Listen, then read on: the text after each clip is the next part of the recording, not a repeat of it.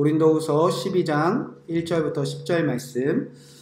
무익하나마 내가 부득불 자랑하노니 주의 환상과 계시를 말하리라. 내가 그리스도 안에 있는 한 사람을 아니 그는 14년 전에 셋째 하나님의 은혜로 감사라. 그가 몸 안에 있었는지 몸 밖에 있었는지 난 모르거나 하나님만 아시리라. 내가 이런 사람을 아노니 그가 몸 안에 있었는지 몸 밖에 있었는지 나는 모르거니와 하나님은 아시느니라. 그가 나로 이끌려와서 말로 표현할 수 없는 말을 들었으니 사람이 말이 있는지 정말 말이로라. 내가 이런 사람을 위하여 자랑하겠으나 나를 위하여는 약한 것들 외에 자랑하지 아니하리라. 내가 만민을 자랑하자 하더라도 어리석은자가 되지 아니할 것은 내가 참말을 합니다. 그러나 그가 나를 보는 바와 내게 듣는 바를 지나치게 생각할까 두려워하여 그만두노라. 여러 계시를 받은 것이 지극히 크므로 너무 자만하지 않게 하시려고 내 육체의 가시 곧 사탄의 사자를 주셨으니 이는 나를 쳐서 너무 자만하지 않게 하려 하심이라. 이것이 내게서 떠나가게 하기 위하여 내가 세 번 중에 강구하였노니 나에게 이르시기를 내 은혜가 내게 족하도다. 이는 내 능력이 약한 데서 온전하여 짐이니라 하신지라. 그러므로 도리어 크게 기뻐함으로 나의 여러 약한 것들에 대하여 자랑하느니 이는 그리스도의 능력이 내게 머물게 하려 하심이라. 그러므로 내가 그리스도를 위하여 약한 것들과 능력과 궁핍과 박해와 공부를 기뻐하니 이는 내가 약한 그에 강하다. 아멘. 하나님의 말씀입니다. 자리에 앉으시기 바랍니다. 오늘은 추수감사주일을 맞아서 고린도후서 1장 10절 말씀 가시라는 제목 가지고 하나님의 말씀을 전하도록 하겠습니다. 마이크가 좀 울리는 것 같은데요. 잠시만 여기 좀 보고 계시면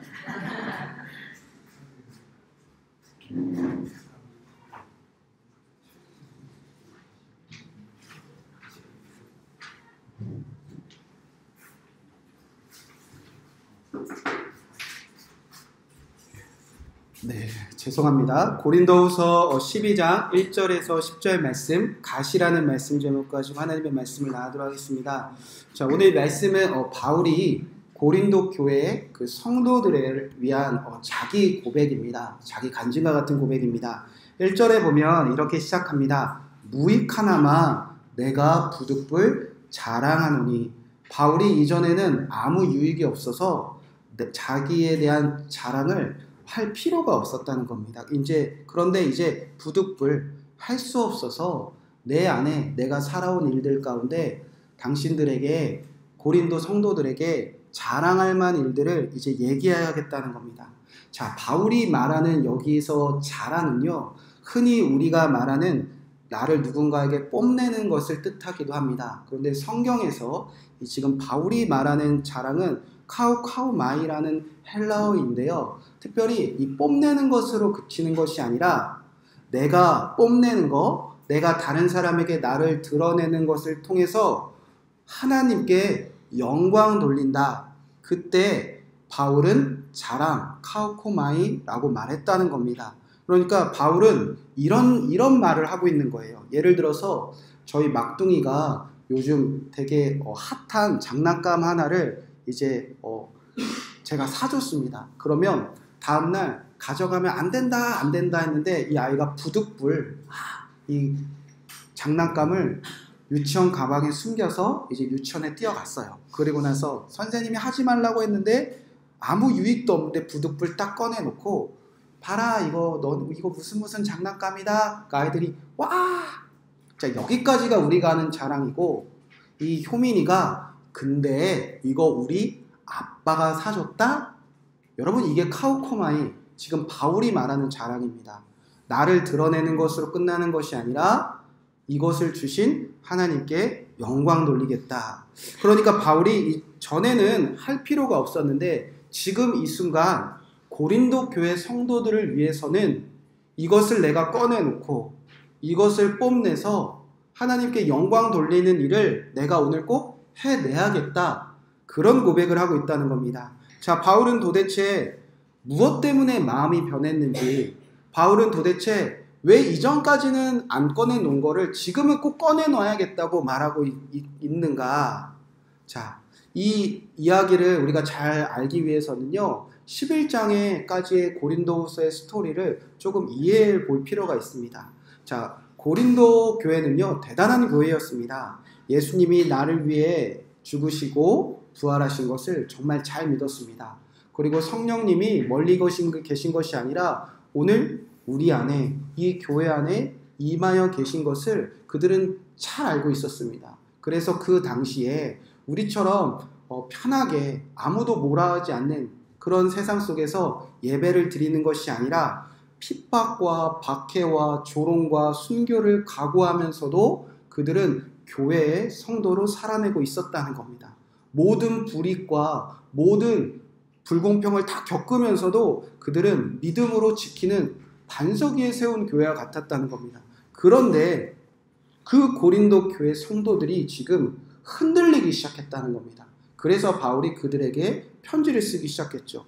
자, 고린도 교회가 흔들린 이유가 무엇인가? 우리 성경이 있으면 한번 찾아보시면 좋겠습니다. 고린도후서 11장 4절 말씀에 이제 이렇게 기록되어져 있습니다. 고린도후서 11장 4절 말씀, 혹시 찾으셨으면 한 목소리로 읽어보겠습니다. 자, 시작. 만일 누가 가서 다른 예수를 전파하거나 혹은 너희가 받지 아니한 다른 영을 받게 하거나 혹은 너희가 받지 아니한 다른 복음을 받게 할 때는 너희가 잘 용납하거나. 성도들 앞에요, 짠하고 거짓 사도들이 나타났다는 겁니다.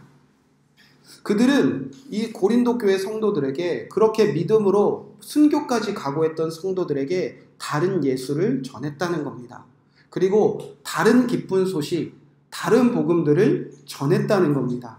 어떤 핍박과 박해에도 전혀 흔들리지 않던 성도들이 누가 봐도 티가 나는 가짜 예수, 누가 봐도 티가 나는 가짜 복음을 전함에도 불구하고 너무나 쉽게 받아들이기 시작했다는 겁니다. 자, 왜 그랬을까? 왜 거짓 선지자들의 다른 예수와 다른 복음을 그렇게 믿음으로 살았던 성도들이 왜 받아들이기 시작했을까? 자, 11장 18절, 19절 말씀에 그 이유가 이렇게 설명되어져 있습니다. 여러 사람이 육신을 따라 자랑하니 나도 자랑하겠노라. 너희는 지혜로운 자로서 어리석은 자들을 기쁘게 용납하는구나. 나도 자랑하겠노라 빼면요, 나머지는 거짓 선지자들이 하는 일이었다는 겁니다. 거짓 선지자들이, 그것도 한두 명이 아니라 주변에 너무 많은 거짓 선지자들이 육신을 따라서 자기 자랑을 끊임없이 늘어놓기 시작했다는 겁니다. 그들이 뽐내면서 이거 하나님이 주셨다? 이거 하나님 잘 믿어서 그렇다? 그렇게 자랑하고 뽐내기 시작하니까 그들이 어리석은 말을 하고 이것이 가짜인 것을 알면서도 그렇게 지혜로운 성도들이요, 그 뽐내는 것 때문에 그 자랑거리가 부러워서, 그리고 그 자랑하면서 하나님이 주셨다고 말하는 그것들이 너무나 부러워서 가짜 예수, 다른 예수, 다른 복음 다 상관없어, 나도 저렇게 살고 싶어라는 마음으로 거짓 선지자들의 다른 예수와 다른 복음을 용납하기 시작했다는 겁니다. 여러분, 얼마만큼 그 지혜로운 자들이 어리석게 무너졌는가? 11장 20절에 보면 이렇게까지 성도들이 용납했다는 겁니다. 누가 너희를 종으로 삼거나 잡아먹거나 빼앗거나 스스로 높이거나 뺨을 칠지라도 너희가 용납하는도다. 거짓 선지자들이 고린도 교회 성도들을 종처럼 부려먹어요. 그리고 막 잡아먹어요. 그리고 그들의 모든 것을 다 빼앗아 가요. 거짓 선지자들이 가장 높은 곳에 서서 자기 자랑하면서 그들의 뺨을 계속 후려갈겨도 그들은 맞으면서도 좋았다는 겁니다. 그리고 그 자랑 나도 갖고 싶어요. 그래서 다 용납하기 시작했다는 겁니다. 자, 그럼 도대체 그렇게 믿음이 좋았던 사람들이, 그렇게 지혜로운 성도들이, 거짓 선지자들이 무엇을 자랑했기에 다 홀딱 넘어갔나? 자, 거짓 선지자들은 육신을 따라 자랑했다고 기록되어져 있습니다. 자, 육신을 따라하는 자랑의 정체가 무엇인가? 예를 들어서 이런 일들입니다. 제가 얼마 전에 그 아이들의 그 픽업하는 시간에 쫓겨서 이제 무언가 예배 준비, 설교 준비를 마쳐야 되는데 이제 갈 데가 없었어요. 그래서 교회로 왔는데 교회 또 기도하고 있으셔가지고 몰래 또 나가서 저기 커피숍에 가서 시간은 낭비했네, 빨리 써야 되는데 이 새 녀석이 돌아오면 아무것도 못하는데, 그래서 커피숍에서 시간을 쫓기며 설교 준비를 막 하고 있었습니다. 컴퓨터 막 세대 펼쳐놓고 막 책 이렇게 쌓아놓고 막 흉악한 막 제가 낮에 막 이렇게 설교를 막 쓰고 있었어요. 그냥 쓴 것도 아니라 계속 중얼중얼하면서 막 쓰거든요. 그러니까 이상한 사람이 낮에 와서 막 설교를 쓰고 있는데 겁도 없이 그 앞에 어떤 아주머니 한 분이 딱 앉으세요. 그러더니 하시는 말이 제가 뭐 하시는 분인지 맞춰볼게요 이러더라고요. 그래서 그냥 가만 내뒀어요. 난 바쁘니까. 그랬더니 한참 고민하시는, 교회 다니시죠? 그래서 제가 너무 깜짝 놀랐어요. 왜냐면 이 낮에 시커먼 남자가 컴퓨터 펼쳐놓고 성경책 펼쳐놓고 책에 마가복음 이만한 써있는 막 주석 펼쳐놓고 이렇게 막 컴퓨터 두드리면서 막 하나님 예수님 할 수 있는 그 사람을 보고 교회 다니시죠라고 말하면서 자기만 하는 것처럼 그렇게 너무나 뻔뻔하게 말하는 그분이 너무나 놀라워서 막 지나가던 그냥 누구라도 다 할 수 있는 걸 자기만 하는 것처럼 얘기하는 거에서 제가 너무 깜짝 놀라서 가만히 있었어요. 그랬더니 계속 하시는 말씀이 집에 힘든 일 있으시죠? 이러시더라고요. 그러더니 하시는 말씀이 너무 피곤해 보이세요. 여러분, 전 지금 너무 피곤해 보이죠? 다 아는 얘기 아니에요. 그래서 또 깜짝 놀랐어요. 와, 어떻게 알았을까? 근데 또 하시는 말씀이 집에 우환이 있대요. 우환. 가만히 또 눈치를 보더니 결혼은, 제가 가만히 있으니까 제 눈동자가 살짝 흔들리더라고요. 제가 했다 안 했다 말하는데 하셨죠? 딱 그러더라고요. 제가 끄덕거렸더니 그런데 결혼을 해서 진짜 고민이 있네요. 지금 집에 있는 사모님이 고민이 너무 많대요. 너무 힘들어한대요. 그래서 너무 또 깜짝 놀랐어요. 힘들어하는 이유도 맞히더라고요. 아마 자녀들 때문에 지금 엄청 속 끓이고 계실걸요? 그러면 막 너무 뭐 자기만 하는 이야기들을 막 꺼내놓으니까 제가 막 이제 막 흥분을 하기 시작했습니다. 어머, 어떻게 맞췄지? 그러면서 이제 진짜 하고 싶은 얘기를 하더라고요. 지금 집에 우환이 있어요. 사모님이 힘든데 자녀 때문에 힘들어하세요. 그러면서 지금 이제 복 받으셨대요. 수지 맞았대요. 나 같은 사람을 만날 수 없는데 이제 다 해결될 거라요. 그러면서 자기 얘기를 막 하시더라고요. 자기 막 자랑을 하세요. 이분이 어떤 이야기를 했냐면 자기가 진짜 하나님 몰랐을 때, 진짜 교회 만났을 때는 아기가 없었대요. 그런데 어느 날 진짜 하나님을 만나고 진짜 교회를 사귀니까 닫혔던 태문이 열려서 아들을 낳았는데 그것도 떡두꺼비 같은 아들을 낳았다고 막 자랑을 하시면서 지금 여기 교회 다니시는 그 아저씨의 모든 고민과 집에 계신 아내의 모든 고민을 내가 다 해결해 줄 거라고, 이제부터 내가 전하는 하나님과 내가 전하는 교회 다니면 저희 아내의 닫혔던 태의 문이 열릴 거래요. 제가 너무 깜짝 놀랐어요. 좀 닫혔으면 좋겠는데 사람을 잘못 고른 거죠. 얼마나 공감합니까 제가. 그래서 그 아주머니가 막 얘기를 하시더라고요. 진짜 닫혔던 문이 나처럼 열릴 수 있다고, 자기가 믿는 어머니 하나님을 믿으면 아들을 낳을 수 있습니다. 사람 정말 잘못 거예요. 지금 제가 애 세대에 쫓겨가지고 지금 아들이 뛰어오르는 거, 그리고 아들 때문에 둘째도 아들 같고 셋째도 아들 같은데, 그리고 저희는 지금도 넷째를 낳을까, 넷째를 낳으면 아들이었으면 좋겠다, 이런 고민을 하고 있는데, 그런 행복한 고민을 하고 있는데 그분이 이제 막 얘기를 하시길래 저는 설교를 빨리 써야 되니까 제가 물어봤어요. 그래서 그 하나님의 교회 다니시고 좋은 교회 다니셔서 아들 낳으시니까 좋으시죠? 그때 좋대요. 그랬더니 행복하시긴 행복하대요. 그래도 하나님이 주신 아들이지만 그래도 키우는 거 힘들지 않으세요? 물어봤더니 맞대요. 힘들대요. 그래서 아유, 저는 엄청 힘들어요. 그랬더니 왜요? 그랬더니 아유, 저는 아들이 하나고요. 아들 같은 딸이 둘이 있어요. 그랬더니 거짓말하지 말래요. 결혼한 지 얼마 안 된 거 아니에요. 기분은 좋더라고요. 젊어 보이니까. 근데 막 아니 거짓말하지 마요. 아니, 저 아들도 하나 있고요. 아들 같은 딸이 둘이 있고요. 지금도 그 아들 때문에 지금 엄청 바쁘니까요. 빨리 가세요. 여러분, 지금 우리 주변에는 그런 미혹들이 많다는 겁니다. 육을 따라서도요, 육신을 따라서 살아도고요, 육신을 따라 열심히 살면요, 일어날 수 있는 일들 투성이에요.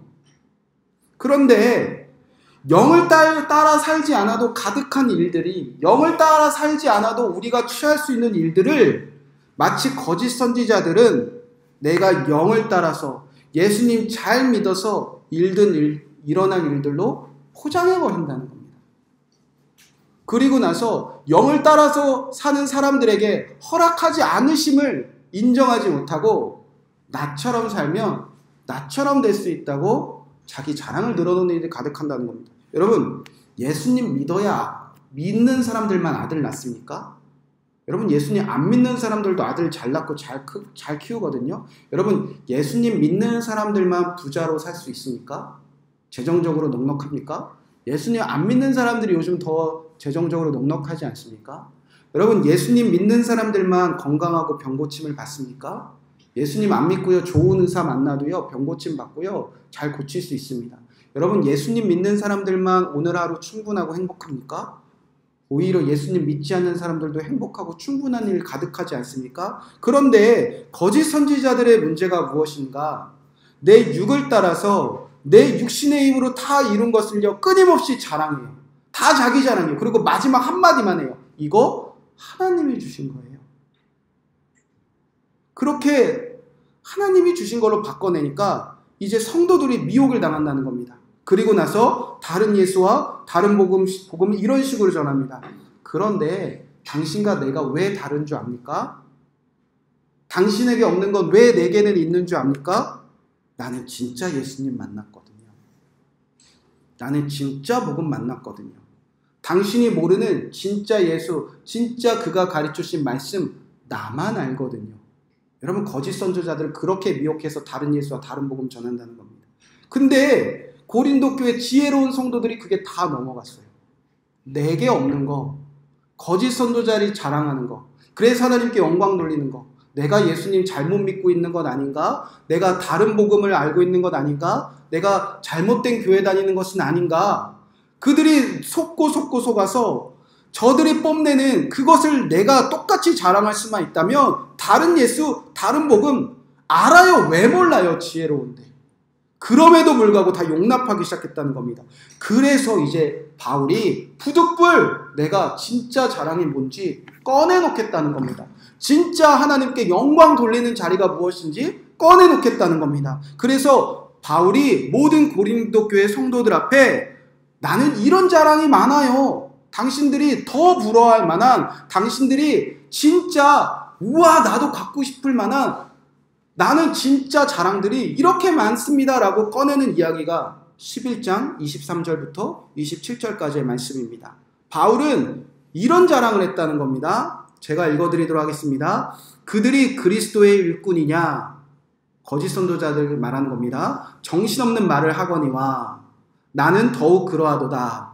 내가 수고를 넘치도록 하고 옥에 갇히기도 더 많이 하고 매도 수없이 맞고 여러 번 죽을 뻔하였사오니 유대인들에게서 40에서 하나 감한 매를 5번 맞았으며 3번 태장으로 맞고 1번 돌로 맞고 3번 파선하고 일주일을 깊은 바다에서 지냈으며 여러 번 여행하면서 강이 위험하면서 위험과 강도의 위험과 동족의 위험과 이방인의 위험과 시내의 위험과 강야의 위험과 바다의 위험과 거짓 형제 중에 위험을 당하고 또 수고하고 애쓰고 여러 번 자지 못하고 줄이며 목마르고 여러 번 굶고 춥고 헐벗었노라.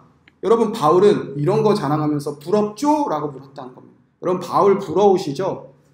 바울 같은 자랑이 여러분의 자랑이 될 수만 있다면 이 사람이 전하는 예수, 이 사람이 전하는 복음, 여러분의 복음으로 다 용납하시겠죠. 여러분, 바울은 거짓 선지자를 다르게 이런 자랑했다는 겁니다. 나는 주일을 열심히 했어요. 나는 주님 정말 열심히 믿었어요. 그래서 저는요, 감옥에 갇혔고요. 그래서 수도 없이 죽을 뻔했고요. 나에게 친했던 사람들에게 수도 없이 배신당했고요. 나를 친했던 유대인들이 나를 40대에서 39대 한 대 빼주고 생색내면서 5번이나 나를 때렸고요. 나는 돌도 수도 없이 맞았어요. 주애를 하려고 배를 타다가 배가 3번이나 부서졌고요. 그래서 밤낮 하루 종일 바다에서 죽음을 떠돌이며 바다에 둥둥 떠돌아 다녔고요. 그래서 나는 매일매일 죽을 고비를 넘겼어요. 강도를 당한 것들 셀 수 없고요. 내 삶은 항상 위험이 가득했어요. 어딜 가나 위험했고요. 어딜 가나 강야가 기억했고요. 매일매일 속고 살았어요. 나는 자랑할 것이 너무나 많아요. 나는 주의를 위하여 살다 보니까 잠도 못 잤고요. 매일 피곤했고요. 매일 배고팠고요. 매일 목말랐고요. 매일 수도 없이 굶었고요. 나는 추울 때 입을 옷도 없었어요. 나는 이거 자랑할 거예요. 부러우시죠? 야구 물었다는 겁니다. 여러분, 부러우십니까? 이렇게 살고 싶은 소망이 있습니까? 나도 바울처럼 예수님 잘 믿어서 바울이 말하는 복음 나도 잘 들어서 나도 저렇게 바울처럼 살고 싶다. 그 예수와 그 복음이 여러분 용납되십니까? 여러분, 고린도 교회 성도들은 이거를 못해서 거짓 성도자들이 전하는 그 육의 일들, 영을 따라서 일어나는 일들이 아니라 육을 따라서도 얼마나 일어나는 일들을 그들은 부러워하며 거짓 선지자들이 전하는 다른 예수, 다른 복음을 용납하고 그들이 종처럼 부리고 다 빼앗아가고 그들이 높은 자리에서 나를 때리고 나를 채찍질해도 나는 좋습니다 라고 그들은 헛된 욕망을 찾아갔다는 겁니다. 그래서 바울이 자랑하기 시작했다는 겁니다. 30절 33절 만에 나는 왜 이런 거 자랑하느냐, 내가 부득불 자랑할진대 나는 약한 것을 자랑하니라. 주 예수의 아버지 영원히 찬송할 하나님이 내가 거짓말을 아니하는 것을 아시니라. 나는 약한 것만 가능하겠다. 내가 하나님께 매일 찬송하며 감사하게 사는데 내가 이런 거 자랑하고 내가 이것을 하나님께 영광 돌리고 내가 이것으로 감사하는 거 거짓말 아닌 거 하나님이 아신다. 내가 언제부터 그랬는가? 32절 33절 말씀. 다메섹에서부터 아레네 왕의 고관이 나를 잡으려고 다메섹 성을 지켰으나 나는 광주리를 타고 돌창문으로 성벽으로 내려가 그 손에서 벗어나노라. 전에는 육에 따라서 육신으로 살아서 육신에 자랑하던 그 바울이 이제는 다메섹에서 예수님을 만나 그 예수님 영을 따라 살아가서 그날 밤에 죽음의 고미를 넘기고 구원받아서 어쩌면 초라해요. 광주리 안에 몸을 매달아서 도망쳤지만 그는 죽음에서 날 건지신 그 예수 그리스도를 따라가면서 생겨난 일들, 그때부터 위험하고 죽을 고비를 수없이 넘겼지만 다른 사람이 보기엔 예수님 믿고 왜 그렇게 사느냐고 조롱하는 일들이지만 나는 구원받은 후부터 육이 아니라 영을 따르고 나는 그 수많은 모든 이 약한 것들이 내가 찬양하고 내가 자랑하고 내가 하나님께 영광 돌리고 감사할 제목입니다. 그렇게 고백했다는 겁니다. 그리고 나서 이 12장 넘어오시면 무익 하나만 내가 부득불 자랑한다. 주의 환상과 계시를 말하니라. 그 고린도 교회 성도들을 위하여 내가 전에는 이익이 없어서 내 거 안 끼워놓지만 나는 이제 부득불 해야겠다. 왜? 나는 그 약한 순간에 그 죽을 고비와 그 위험들 가운데 내가 영을 따르다가 저 밑바닥에 가장 약한 순간에 바울은 항상 받은 것이 있었어요. 그게 뭐냐면 주의 환상과 계시를 그 약한 순간에 그를 받았다는 겁니다. 환상과 계시가 뭐죠? 어렵게 생각하지 마시고요. 뭐 신비한 거 생각하지 마시고요. 하나님의 뜻과 계획을 우리에게 가르쳐 주시는 방법이에요. 바울은 그것을 알았다는 겁니다. 주님을 따르다가 내가 제일 약해졌을 때, 그런데 그때 바울이 놀라운 것을 알았는데 하나님의 뜻과 계획을 가르쳐 주시는 하나님을 만났다는 겁니다. 여러분, 이것만큼 자랑할 것이 어디 있습니까? 여러분이 오늘 당장 하나님의 뜻과 계획을 다 알게 돼요. 우리가 수도 없이 우리 인생 계획을 세워보지 않습니까? 연말 계획 세우지 않았습니까? 우리 연초에 계획 세운 대로 하나라도 된 것 있습니까? 우리는 수도 없이 계획을 세우는데 내 인생의 계획과 내가 왜 살아야 되는지 뜻과 하나도 몰라요. 여러분, 자녀를 위하여 이런저런 계획 다 세우시죠? 마음대로 된 거 하나라도 있습니까? 우리는 오늘 당장 이 예배가 끝나고 어떤 뜻과 어떤 계획과 어떤 미래를 살지 전혀 모르는데 바울은 내가 가장 약한 순간에, 주를 따르다 가장 약한 순간에 내가 어떻게 살지, 내가 어떤 뜻을 이룰지, 나를 향한 하나님의 계획이 무엇인지 그는 매일매일 알았다는 겁니다. 나뿐만입니까? 우리 공동체, 이 교회, 이 나라, 이 열방을 향한 뜻을 다 알았다는 겁니다. 여러분 이거 자랑할 거리 아닙니까? 여러분이 오늘 당장 여러분의 뜻과 계획을 알아요. 여러분을 왜 창조하신지 알아요. 여러분 어떻게 살아야지 가르쳐 주세요. 여러분이 어떤 직장을 가야 되는지, 어떤 직장으로 또 이직을 해야 되는지, 어떤 직장을 살아가야 되는지, 결혼은 누구랑 해야 되는지, 결혼은 어떻게 해야 되는지, 결혼해서 어떻게 살아야 되는지, 내가 지금 겪고 있는 아픔, 문제 어떻게 해결해야 되는지, 그것을 주신 뜻이 무엇이는지, 이 교회를 향한 뜻이 무엇이는지, 내가 고난당한 뜻이 무엇이는지, 우리나라 왜 이렇게 갈라지는지, 이 열방을 향한 뜻이 무엇인지 매일매일 여러분 환상과 계시로 가르쳐 주세요. 여러분 자랑 안 하고 싶으시겠습니까? 영광 안 돌리고 싶으시겠습니까? 그래서 바울이 얘기하는 거예요. 아, 내가 부득불, 내가 이렇게 약한 순간을 얘기하는 건 나는 그때마다 주의 뜻과 주의 계획을 알았어요. 그리고 나서 바울이 2절부터 4절처럼 내가 가장 약해졌을 때 주께서 주신 환상과 계시를 이제 말하기 시작합니다. 2절, 3절, 4절 말씀.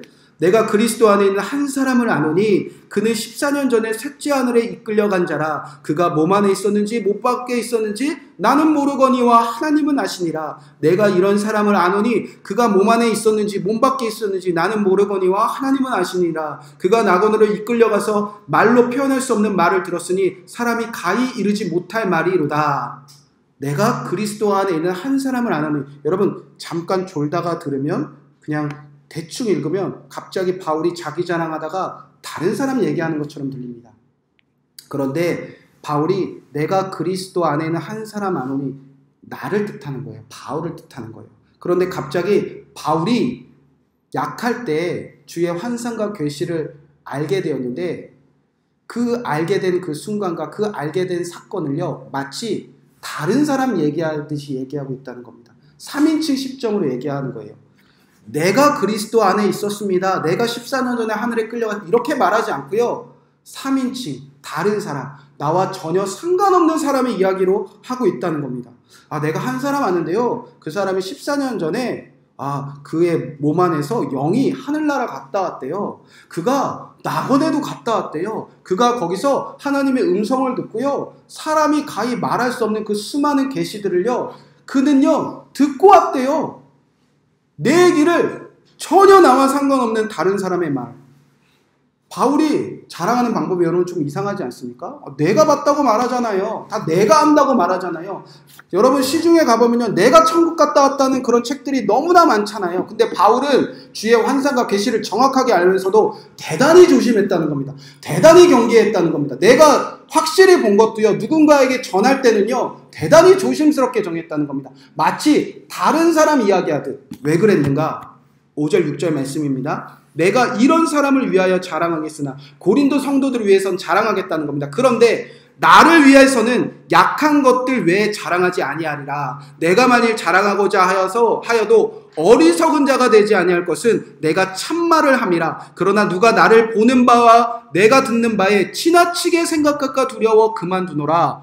나를 위해서 환상과 계시를 받은 그 순간도 멀리 아주 경계하며 얘기한다는 겁니다. 왜? 바울이 나도 거짓 선지자처럼 돼버릴까봐. 어리석은 자 되기 싫어서.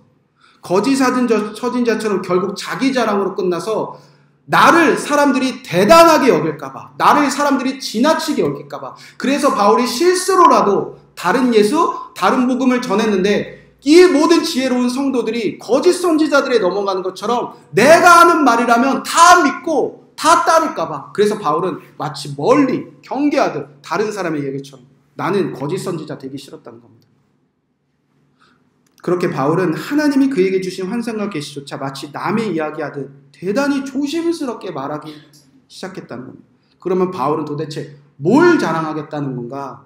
고린도후서 7절 말씀에 이렇게 기록되어져 있습니다. 7절 말씀 다 함께 한번 읽어보겠습니다. 자, 시작.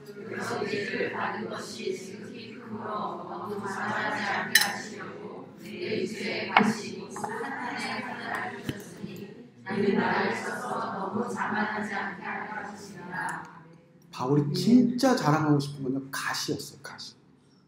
그래서 그렇게 아까 듣기 어려운 찬양을 바울이 진짜 자랑하고 싶은 거는요.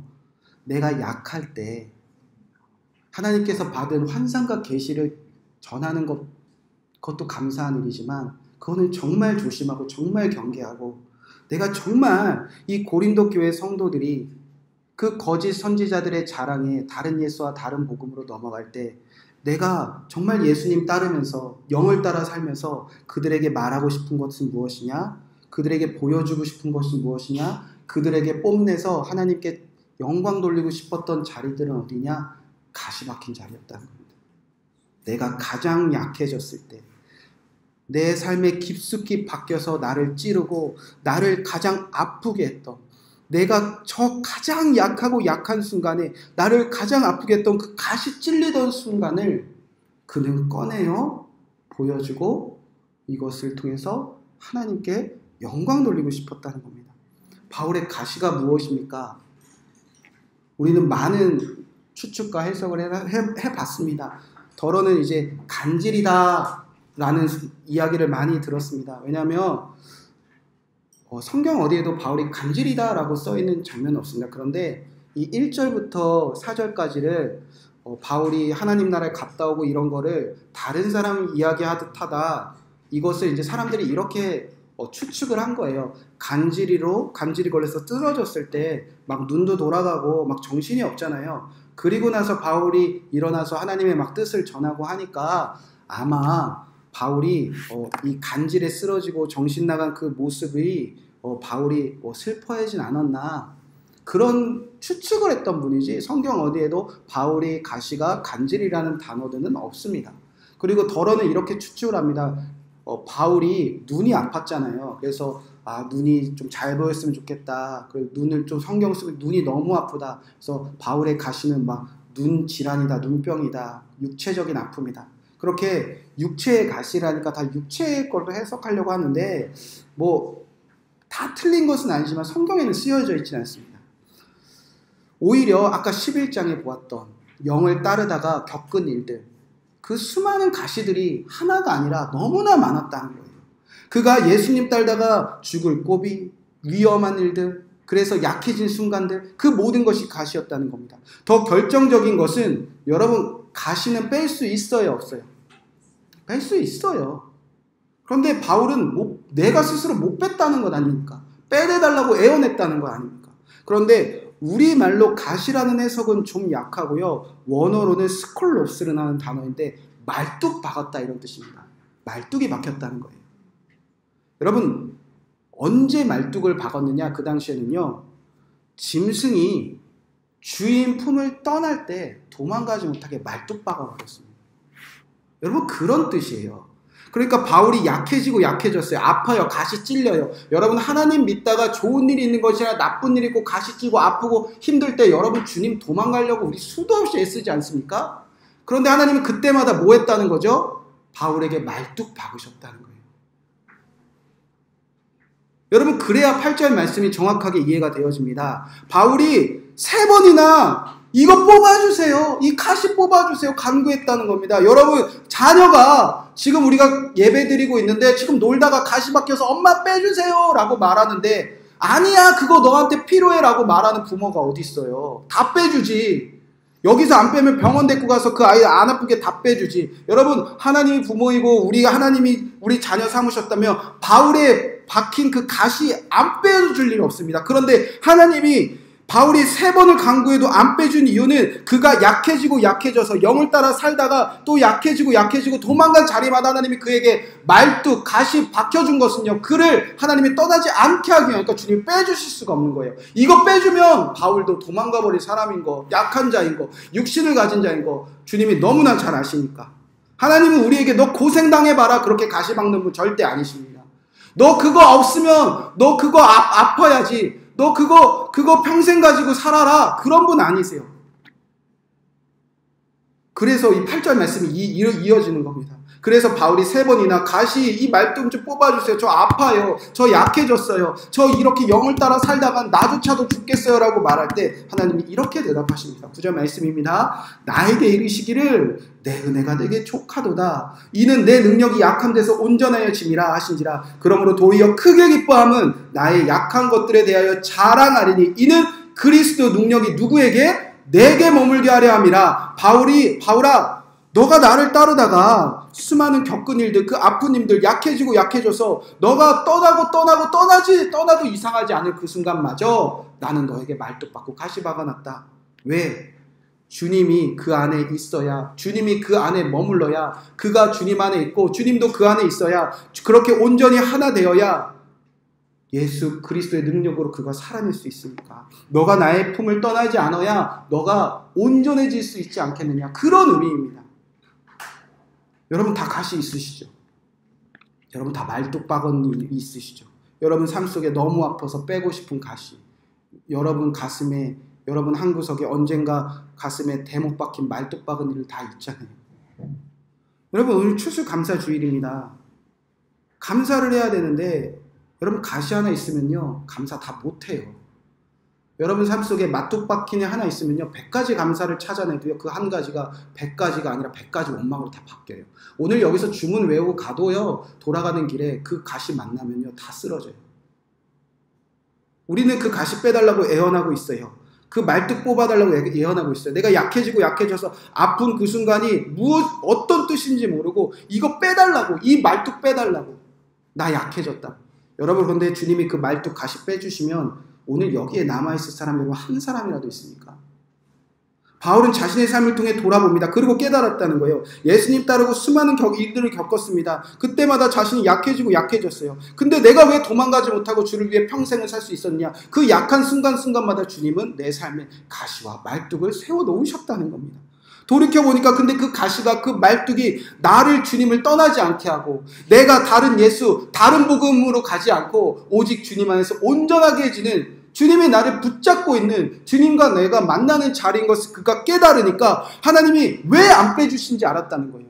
왜 내 은혜가 족하다는 그 뜻이 무엇인지 알았다는 겁니다. 그래서 바울은 이제 그 가시 박힌 자리, 그 말뚝 박힌 자리, 내가 제일 약해서 제일 아팠던 그 자리를 나는 이것만 자랑합니다. 그러므로 내가 그리스도를 위하여 약한 것들과 능욕과 궁핍과 박해와 공고를 기뻐하노니 내가 약한 그때의 강함이라. 바울은 이런 거 자랑하겠다는 거예요. 능욕의 가시, 약한 가시, 궁핍의 가시, 박해의 가시, 곤고의 가시. 이젠 기뻐요. 왜? 그때 내가 제일 약했지만 그때 내게 임하신, 내가 그때 도망가지 못하고 나를 붙잡으신 그 예수님 안에서 내가 강하고 온전해졌으니까. 여러분 추수감사주일입니다. 어울리지 않는 말씀이에요. 그런데 이 추수감사절을 준비하면서 제가 추수감사절 여러분도 수도 없이 지내보았지만 수도 없이 말씀을 전해보니까 이 추수감사주일만큼 무엇을 감사해야 되는지, 하나님이 우리에게 주신 환상과 계시가 무엇인지, 우리가 정말 뽐내고 자랑해요 하나님께 영광 돌린 게 무엇이든지 구별되지 않은 시간들이 이 추수감사주일만큼 무분별한 시간이 없는 것 같아요. 여러분 추수감사주일만큼 분별되지 않고 구별되지 않는 자기 자랑이 넘쳐나는 시간이 없습니다. 여러분 추수감사주일에 이런 사람들 조심하세요. 자기 자랑하는 사람들. 육신으로 다 이뤄냈고 내가 하나님 믿고 예수님 믿어서 이렇게 감사할 것이 많아지고 너는 예수님 잘 못 믿어서라고 손가락질하는 그 감사하는 그 거짓 선지자들의 똑같은 일들이 교회에서 반복되고 있지는 않습니까? 여러분 추수감사주일에 내가 자랑하지 않는 사람 되기를 여러분 부단히 애쓰고 부단히 경계하시기 바랍니다. 내가 하나님 믿고 이렇게 감사할 것이 많아졌다. 그래서 마치 이웃사랑도 동냥하듯이, 여러분 주님이 우리 많이 주고 없는 사람 동냥하듯이 저 사람 불쌍하니까 여러분 그런 사랑하라고 한 적 있습니까? 그런 이웃 섬김하라고 한 적 있습니까? 그건 세상 사람들이 말하는 봉사죠. 여러분 추수감사주일에 우리가 받는 거, 감사하는 거, 헤아리는 거 놀라운 일입니다. 감사조차 너무나 메마른 사람이니까 억지로라도 꺼내서 이것도 감사하자, 이것도 감사하자, 내가 못했지, 대단히 놀라운 일입니다. 그런데 여러분 이 모든 것이 우리가 예수님 잘 믿어서라면, 하나님 복음을 잘 알아서라면, 성경의 말씀을 잘 알아서라면, 그리고 누군가 이것을 못 가진 사람에게 예수님 잘 믿으세요, 예수님 그렇게 믿지 말고 이렇게 잘 믿으세요, 하나님의 말씀을 그렇게 이해하지 말고 이런 뜻을 잘 이해하라고 말할 수 있는 사람이 이 땅에 한 명이라도 있습니까? 우리는 이렇게 감사가 넘치니까 감사가 넘치 않는 사람들에게 예수님 안 믿어서 그래요, 잘못 믿어요. 여러분 그러면 그 사람은 24시간 365 예수님 잘 믿어서 그거 다 받고 사는 것입니까? 여러분 24시간 360 예수님 잘 믿어서 우리에게 감사 조건이 넘쳐나는 거라면 우리가 정말 그거 다 하나님께 받은 것 맞습니까? 예수님 잘 믿지 않는 나 365일 중에 정말 하루조차 하나님 말씀대로 온전히 살지 못한 우리에게 하나님은 다 주셨잖아요. 그런데 우리는 이 추수감사주일에 어쩌면 분별되지 않은 감사로 자기 자랑으로 다른 누군가에게 상처 주는 일들이 너무나 많이 있다는 거예요. 그 교회를 담임하고 나면서 올해의 추수감사주일은 정말 대단히 많은 고민이 있었습니다. 그러니까 우리 교회 성도님들 중에 한 사람도 빠짐없이 감사했으면 좋겠다라는 생각이 계속 있었어요.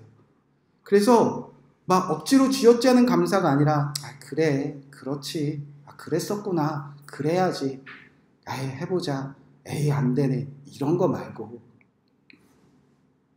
마법사가 막 주문 외우듯이 감사 그런 감사 말고 모두가 감사할 수 있는 감사가 무엇입니까? 그래서 하나씩 꼽아봤어요.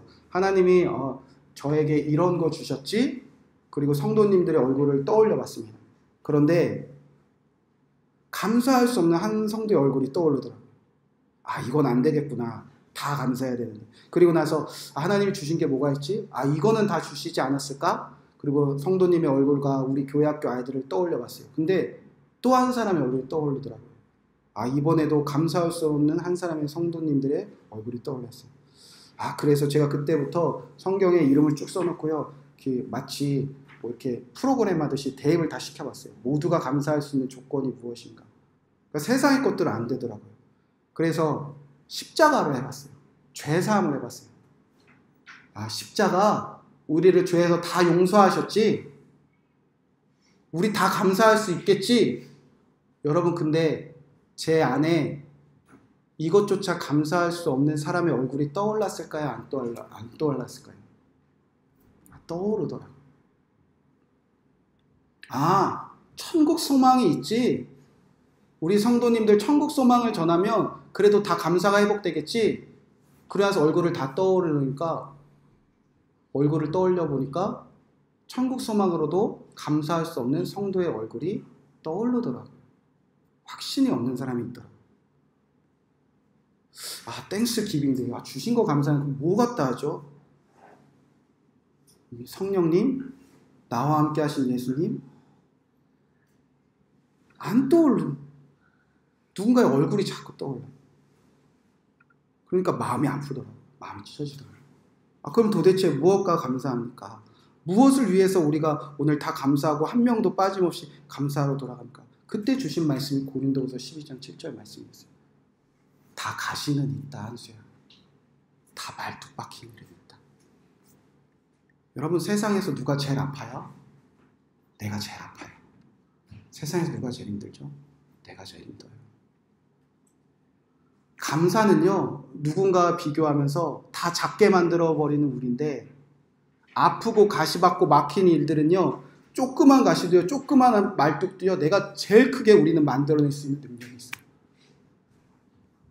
근데 바울은 그 말뚝 박힌과 가시 박힌 일을 찬양으로, 감사로, 기쁨으로, 자랑으로 바꿔냈다며, 오늘 이곳에 내가 제일 아파요, 제일 힘들어요, 나는 예수님 없이 살 수 없어요, 그 사람들의 박힌 가시가 바울처럼 감사가 된다며, 오늘 그 교회 안에서 한 명도 감사하지 못하고 돌아갈 수 없는 사람이 있다고 하시는 주님의 음성이 얼마나 위로되는지 모르겠어요.